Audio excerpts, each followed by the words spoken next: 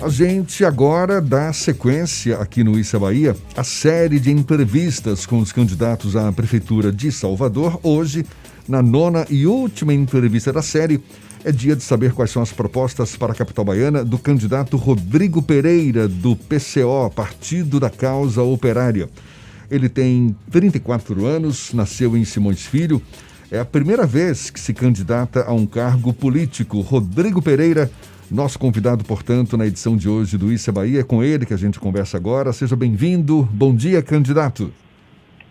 Bom dia, Jefferson. Bom dia, Fernando. Tá me escutando bem aí? Tá tudo certo, tudo ótimo. Seja bem-vindo.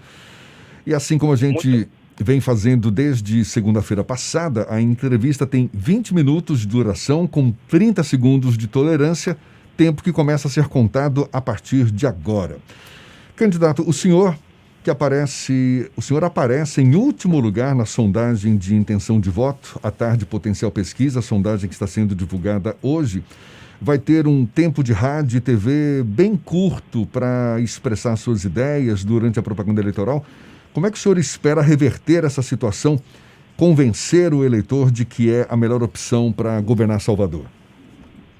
Primeiro, Jefferson, eu não consta a pesquisa porque a minha candidatura foi oficializada na quarta-feira passada. E aí, realmente, assim, foi uma surpresa, inclusive, porque a gente estava num debate, numa outra perspectiva dentro do partido, e eu tenho toda a tranquilidade. Vamos esperar aí alguns dias. Vamos dizer, o apoio tem crescido desde que foi publicizado, seja diretamente pelo partido, seja até pela própria imprensa de Salvador. Eu estou muito tranquilo. Vamos esperar a próxima pesquisa. Rodrigo, desculpa. Quais são as perspectivas que você tem para a cidade pós-pandemia do novo coronavírus? 2021 vai ser o ano do grande desafio do próximo gestor aqui da capital baiana, exatamente para lidar com as consequências econômicas e sociais dessa crise. Quais são as suas propostas para tentar minimizar os efeitos dela?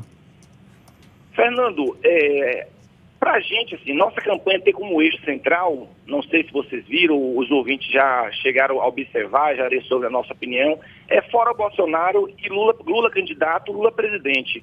Por que temos esse eixo? Isso para falar para o próprio Corona. Porque a gente tem um governo no Brasil, que é um governo fascista, que retira direito das pessoas. Esse governo que não fez nenhuma ação direta para resolver o problema do coronavírus. Nós avaliamos que só tem condição de resolver os problemas de Salvador, tirando este governo que está aí em nível federal e tendo um governo que seja minimamente progressista, porque só assim resolve. O que nós estamos dizendo assim, qualquer candidato hoje a prefeito que disser que tem soluções para todos os problemas de Salvador, seja os problemas antes-corona e seja pós-corona, é mentira. Nossa avaliação é que nós estamos dizendo, é estelionato eleitoral. Salvador é uma cidade que depende diretamente de recursos federais. A gente vê todas as ações, o que dá para captar de recursos Salvador através de PTU, através de ISS, através de questões comerciais, serviços, coisas do tipo, isso é insuficiente para manter Salvador. Por isso que é difícil dizer assim, eu vou fazer várias coisas pós-coronavírus. É muito difícil fazer com o governo que a gente tem em nível federal. Um governo esse que só tem corte contra a classe trabalhadora. A gente viu aí na semana passada aí a situação da educação. O governo está mandando para o Congresso um orçamento já com corte de 1,6 bilhão para a educação. Isso reflete diretamente em Salvador, porque esse dinheiro vai chegar já menos em Salvador. Isso já chega a uma porcentagem menor. Tem a questão do Prafudeb aí, que foi aprovado e que tem um processo aí que, até o momento, o presidente não sancionou do Fundeb. Ao mesmo tempo, também não resolve. Por isso que na nossa campanha, temos um eixo central, fora Bolsonaro, Lula, garantir que todos os processos contra Lula sejam derrubados, que Lula possa ser candidato e se o povo achar que tem que ser, será presidente da República. Mas isso, de certa forma, não muda o foco da gestão que vai ser voltada para Salvador, candidato? Não muda não, Jefferson, porque, como eu estou dizendo, eu reafirmo, ninguém governa, você sabe muito bem aqui, a gente tem as várias coisas assim, dizer que os links, ninguém governa Salvador se não tiver relações, seja no governo do Estado, seja no governo federal. Você sabe que todo mundo em Salvador sabe das diversas histórias de passado, de governo que passou, que não tinha aliança ou não tinha relações com o governo, seja no Estado, seja a nível federal, e não governou. História, você sabe aqui, que não vou gastar o tempo para falar aqui, mas que tem nisso, assim. Por isso que, na nossa opinião, assim, a eleição de Salvador não é algo isolado. É algo que tem tudo a ver com o que acontece nacionalmente com o país. Por isso que, para a gente, o eixo central tem um eixo que tem os problemas da cidade, que não pode ser resolvido só com o prefeito, só com a boa vontade do prefeito, seja ele de qual aspecto for. Claro que tem aqueles que são de aspecto aí de direita que nós combatemos, que fala além do que deveria. Nós não vamos fazer um processo de estelionato eleitoral com a população, de dizer mentira, dizer, vou resolver o problema de saúde. Não dá para resolver o problema da saúde, porque a saúde diretamente de Salvador, ela depende diretamente de dinheiro do governo federal. Claro, tem ajuda do governo do estado, mas depende exclusivamente disso. Inclusive, a gente está passando a situação agora do tal recadastramento, que tem a campanha que a própria prefeitura está fazendo, que deveria ter feito lá em janeiro, começaram a fazer, agora está fazendo às pressas para recadastrar as pessoas, para garantir que chegue, porque todos nós sabemos, o dinheiro da saúde chega proporcional ao tamanho da população. Se não tiver dimensionada, se a maioria da população não se recadastrar, o recurso para ir para Salvador vai ser menor ainda. Por isso que eu estou dizendo que a eleição de Salvador tem tudo a ver com o que está acontecendo nacionalmente. Por isso que, para nós, o Central tem como eixo derrubar esse governo fascista e que tenha um governo minimamente progressista nesse país. Senão, não tem prefeito que consiga governar Salvador ou qualquer outra cidade. Rodrigo, você tratou a questão da candidatura do ex-presidente Lula à presidência da República em 2022 como um dos temas cruciais da campanha do PCO durante o processo eleitoral agora de 2020. Isso não torna a sua candidatura e o próprio PCO como um apêndice do PT, que tem uma candidatura própria aqui na capital baiana? Não, Fernando. Com muita tranquilidade. Nós do Partido da Causa Operária, aí também as pessoas podem resgatar, olhar no nosso site, no DCO, no Diário da Causa Operária, temos jornais. A gente diz desde 2013, o Partido da Causa Operária já anunciava que ia ter um golpe. Em 2016 teve um golpe contra uma presidenta que foi eleita, que os mesmos que deram o golpe nela absolveram menos de um ano depois, que foi a presidenta Dilma. Dilma foi golpeada e depois os mesmos disseram que, pelo crime que golpeou ela, disse que não era mais crime, absolveu ela. E aí nem tiveram a coragem de caçar os direitos políticos. Depois, no processo eleitoral, caçou o presidente Lula. Pegou o presidente, prendeu o presidente Lula, não garantiu nem que Lula gravasse vídeo ou qualquer tipo de manifestação contra o seu candidato. Nós não temos nenhum problema em defender o presidente Lula, porque o presidente Lula é perseguido por essa burguesia e pelos fascistas que hoje governam o país, por golpista. Inclusive, aqui é bom ressaltar que o prefeito Assemineto, que é presidente nacional do DEM, participa desse processo do golpe, seja do golpe contra a Dilma, seja do processo da prisão de Lula, seja o que levou à eleição de Bolsonaro. É importante denunciar aqui, porque ele é presidente do DEM, o presidente da Câmara dos Deputados é do DEM, o presidente do Senado Federal é do DEM, o DEM participa diretamente do governo de Bolsonaro, tendo como ministro o Onyx Lorenzoni, que é o ministro da Cidadania. Então tem isso. O prefeito Assemineto participa diretamente, participou do golpe e participa diretamente do governo de Bolsonaro. E ele tem se escondido disso. Você vê que assim, Assemineto não fala nada de Bolsonaro, não fala nem bom nem ruim, porque ele faz tudo para se esquivar. Mas ele não assume que ele participa do governo Bolsonaro. Outros partidos da direita podem até dizer que não participa, mas o DEM participa diretamente do governo Bolsonaro. Se o presidente do DEM, que é o prefeito Salvador, quiser negar, aí é ele que tem que negar. Mas tem aí diretamente a mão dele e ver nitidamente aí da relação que tem o presidente da Câmara e o presidente do Senado com o Bolsonaro, que se finge muitas vezes de inimigo, mas são extremamente aliados. Tomam café e almoçam junto praticamente todos os dias. Candidato, o senhor condiciona o sucesso da gestão municipal de Salvador a um apoio do governo federal. O senhor está tocando nesse ponto aí, mas imaginando que o governo Bolsonaro continue no poder ao longo dos próximos anos e sabendo que o PCO se posiciona formalmente contra esse governo, que chances o senhor teria de sucesso na sua possível administração? Jefferson, nós vamos fazer aquilo que a gente sempre faz e acreditamos no governo operário, num governo onde a classe trabalhadora realmente participe, que infelizmente não existe nenhuma experiência no Brasil, porque no resto é tudo farsa, quando você fala em participação popular das pessoas verdadeiramente nas gestões. Nós vamos chamar as pessoas para conversar, vamos chamar os verdadeiros operários, aqueles que realmente constroem todo dia essa cidade. Não é especulação imobiliária, não vamos chamar para conversar com empresários de ônibus, inclusive nós vamos estatizar todos os serviços. Essa questão que a gente vive de ônibus em Salvador é mais um estelionato eleitoral que a gente vai denunciar aqui, ó. Que é esse processo, assim, o prefeito Assemineto, lá na sua campanha, lá na sua eleição, na sua primeira eleição, lá em 2012, disse que ia resolver o problema dos ônibus de Salvador, que ia tirar as latas de sardinha, que a gente chama de lata de sardinha, e ia botar ônibus com ar-condicionado. Semana passada aí, ou semana retrasada, disse que os ônibus com ar-condicionado voltou, que eles teve um probleminha, e o prefeito disse que é porque os empresários de ônibus estão falidos. É uma absurda mentira isso. Nós vamos chamar a nossa gestão, tendo o Bolsonaro, claro que é assim, nós aqui vamos ter um exemplo para todo o país de luta para derrubar esse governo fascista. Nossa luta vai ser essa. E vamos chamar o povo. A maioria da população quer derrubar Bolsonaro. Nós fazemos ação praticamente todas as semanas na Estação da Lapa, nas principais bairros de Salvador, em Cajazeiro, no subúrbio. A gente só ouve as pessoas falando isso. E nós agora temos um sentimento na população para isso. O que falta é impulso. Por isso que a nossa campanha tem como desejo impulsionar e organizar a classe trabalhadora para derrubar esse governo fascista. Salvador tem uma série de gargalos em áreas cruciais, exemplo da saúde e da educação. Quais são as suas propostas e projetos para essas áreas específicas? Eu reafirmo, não tem condição de resolver esses problemas que, como eu disse, e aí assim, é importante denunciar o prefeito Assemineto, que pratica esse estelionato eleitoral em Salvador, que praticou durante seus 2 mandatos. Agora também é importante ressaltar que todos os prefeitos anteriores fizeram isso, que chegam a dizer assim, ó, chega na maioria dos casos, as gestões quando chega a gestão nova, vai no posto de saúde, pinta o posto de saúde, diz que fez uma mega reforma e diz que resolveu o problema. Não resolveu, não existe posto de saúde acessível para todas as pessoas. A gente vai em vários bairros de Salvador, a gente vê a superlotação, entregando ficha até para vacinação, que isso é um absurdo. Postos de saúde que malmente tem a vacina e ainda entrega a ficha, entrega a senha. A pessoa é obrigada a ter que pegar uma senha para se vacinar. É uma situação de extrema desigualdade. Quando você vai para os bairros do centro, que você vê os postos de saúde vazios. Eu ando pela cidade toda. Você vai em vários postos nas regiões mais centrais da cidade, os postos estão vazios. E em compensação, os postos da periferia, os postos que deveriam ter muito mais médicos, muito mais serviços, estão superlotados. É uma questão, claro, de dimensão.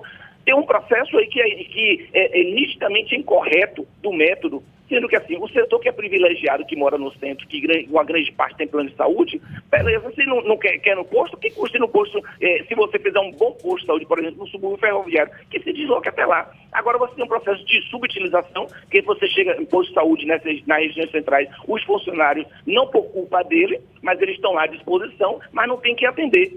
E isso tem um processo de essa dimensão. Ao mesmo tempo, da questão da saúde, vem a questão da educação, que tem uma hiperdesigualdade. Você pega uma escola de ensino básico do município e outra particular, você vê, faz um processo até de chacota com o povo. Porque a estrutura que tem a educação em Salvador é um grande absurdo. Isso aqui também ressaltar o método e a forma que a prefeitura utiliza de relação com os funcionários, e principalmente com os professores aqui, que é uma categoria muito importante, mas tem uma relação de muito ruim, tem um problema de professores, tem uma vacância aí que nós sabemos, que assim, Salvador tem quase 50% de professores que são do REDA, não são professores concurso, fez o último concurso aí, chamou alguns, não chamou todos, aí veio a pandemia, disse que não ia chamar, está nesse processo aí, tem vários desses problemas aí que tem que resolver, mas eu ressalto aqui, esses problemas não resolvem exclusivamente Salvador, porque o recurso da saúde e educação, ele vem diretamente do governo federal.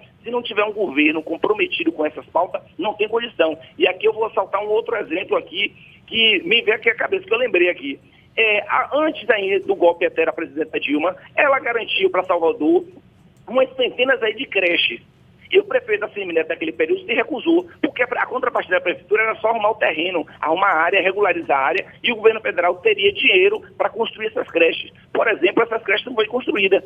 Salvador tem um déficit enorme de creche. Tem um problema enorme, tem uma série de mães aí de família que querem trabalhar, desejam trabalhar, precisa trabalhar, não pode trabalhar porque não tem com quem deixar seu filho, porque esse processo vai deixar com a vizinha do lado, vai ter que pagar alguma coisa. Muitas vezes a vizinha do lado também tem outro tipo de compromisso. E não existe, tem um déficit e tem tudo, por isso que eu digo aqui, ó, quem prometer fazer, por exemplo, vou dizer aqui, 30 creches em Salvador, não resolve, mas pelo menos para amenizar o problema, o déficit do ponto de vista de ter creche, é estelionato eleitoral, porque são recursos que vêm diretamente do governo federal, vem através do Fundeb e de várias outras fontes do Ministério da Educação. Por isso que nós ressaltamos isso. Precisamos ter um governo a nível federal, um governo que seja, no mínimo, democrático, porque esse que tem aí não tem condições de resolver. Candidato, a gente está conversando aqui com o candidato do PCO à Prefeitura de Salvador, Rodrigo Pereira. Como é que o senhor pretende manter a relação com a iniciativa privada, que a gente sabe em várias ocasiões, como agora, em tempos de pandemia, tem reclamado da falta de interlocução com a gestão pública, de que não é ouvida devidamente na tomada de decisões? Quais os canais de comunicação o senhor espera ter com os diversos segmentos da iniciativa privada? Jefferson, para nós, como eu disse no início daqui da entrevista, temos que estatizar todos esses serviços. Eu vou dar de novo aqui o exemplo do transporte público. No meio do caos do coronavírus, o prefeito de Salvador, porque ele tem relações diretas com esse setor de transporte, retirou 70% da frota de ônibus, aqueles trabalhadores que, sua maioria, vamos ressaltar que a maioria da classe trabalhadora não teve o privilégio do fique em casa. Não teve o privilégio de ficar em casa esperando que recebesse, seja esse auxílio emergencial, seja a própria auxílio emergencial da prefeitura. Não teve esse direito. E aí, esses trabalhadores, sejam os rodoviários, sejam os trabalhadores de vários setores, foram trabalhar. E nisso foram se amontoando. E Salvador tem um problema de transporte encrencado, que assim, há vários anos, eu, por exemplo, militei no movimento estudantil, participei lá em 2003 da revolta do Buzu. E uma das pautas naquele momento lá era a planilha. Nós precisávamos da planilha. Essa planilha de custo, ninguém sabe por aí em Salvador quanto é que custa um pneu de um ônibus em Salvador. Porque a gente não é público isso, todo mundo procura. Tem vereadores aqui em Salvador que reclamam que eles não têm acesso. O cálculo para aumentar a tarifa é feito entre o prefeito, o secretário que discute a questão de transporte e as empresas. Não tem um diálogo com a população. Para a gente tem que estatizar esse serviço, que esse hoje é um problema que é central para a cidade. Estatizar esse serviço. Não tem condição. Esse setor, e tem um setor empresarial que só quer ganhar dinheiro. Que só quer ganhar dinheiro da população e depois se mandar. E eu vou citar aqui o exemplo, por exemplo, do carnaval. Você estava falando anteriormente da inviabilidade pela situação da pandemia de ter carnaval, que inclusive eu concordo. Mas assim, a gente vai dizer, o carnaval de Salvador virou um esquema para vários ganhar dinheiro, depois se mandar. Mais de 70% das pessoas que ganham dinheiro em Salvador praticamente não tem uma relação direta com a cidade, não vive o dia a dia da cidade. Inclusive, ressaltar que faz uma crítica, a maioria desses artistas, desses grandes nomes nacionais, por exemplo, que ganha dinheiro em Salvador no carnaval ou faz seus ensaios aqui em Salvador, não mora na cidade, não tem contribuição direta nos outros dias, só tem a contribuição durante 1 ou 2 meses, outros só tem a contribuição no carnaval durante aquela semana do carnaval, durante 7 dias. Depois esquece a cidade, ou vive só de questões assistenciais. Nós vamos fazer isso. Inclusive, quero dizer aqui, o carnaval para a gente tem que derrubar esse negócio de camarote, esse processo de privilégio, camarote que cobra R$1.000, R$2.000 por noite. Isso qual é a classe trabalhadora que faz? E nesse processo aqui, também fazendo uma crítica, desmontou o carnaval do centro, o carnaval popular, o carnaval que é do povo, e desmontou intencionalmente. Por que desmontou intencionalmente? Porque aqui na parte central da cidade é difícil você fazer camarotes, fazer aqueles mega camarotes que eles fazem na Orla de Salvador. Com isso, desmontou. O que a gente viveu, eu fiquei triste esse ano, chorei em alguns momentos, quando a gente vê essa avenida aqui, 10 horas da noite, em plena segunda-feira de carnaval, vazia, não tinha um trio, não tinha uma caixinha fornecida para esse processo. E para nós é isso, assim, infelizmente, grande parte, não são todos, mas grande parte do setor empresarial de Salvador são aqueles setores que só faz sugar a população e não devolve para a cidade. E esse é um problema. Por isso que para a gente os serviços centrais da cidade vão ser todos estatizados. Seja a questão do transporte, seja a questão, citar aqui, do próprio lixo.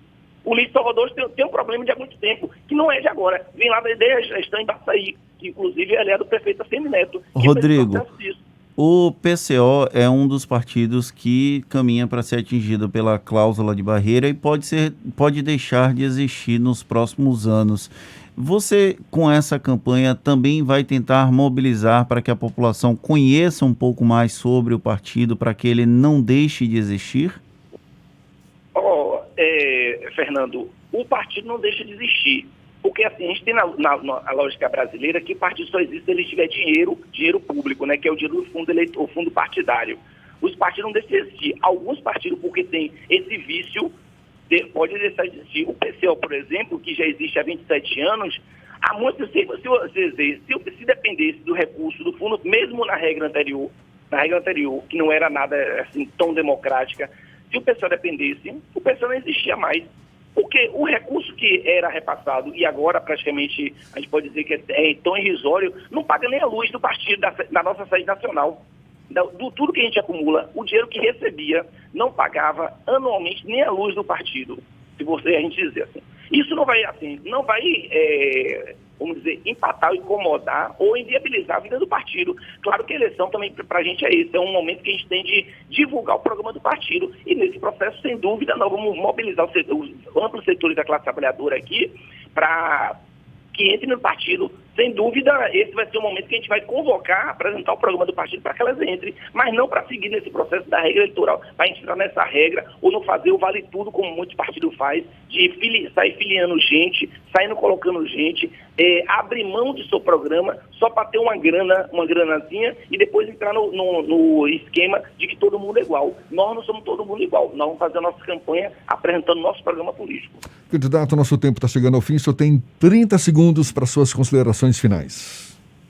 Eu quero agradecer aqui a todos e todas, pedir aí esse apoio, estamos nessa construção, que todos entrem nessa grande mobilização para derrubar esse governo fascista e que possa impulsionar uma grande mobilização da classe trabalhadora que possa levar o presidente Lula a ter o direito de ser candidato. Se ele vai ser presidente, é o povo que vai dizer. Essa é a nossa mobilização, entre nessa campanha com nós do Partido da Causa Operária, em Salvador e em várias cidades do estado aí que também tem outros candidatos e a nível nacionalmente. É esse um grande abraço e toda a solidariedade aqui aos trabalhadores dos Correios, que infelizmente teve uma pancada aí por esse governo fascista e por parte do judiciário fascista que retirou direitos desses trabalhadores. Tá certo. Toda a solidariedade aos Correios e às Petrobras. Candidato do PCO à Prefeitura de Salvador, Rodrigo Pereira, muito obrigado pela sua participação, um bom dia, até uma próxima, e é uma conversa que também vai estar disponível na íntegra logo mais nos nossos canais no YouTube, Spotify, iTunes e Deezer. Agora, 7h49 na Tarde FM.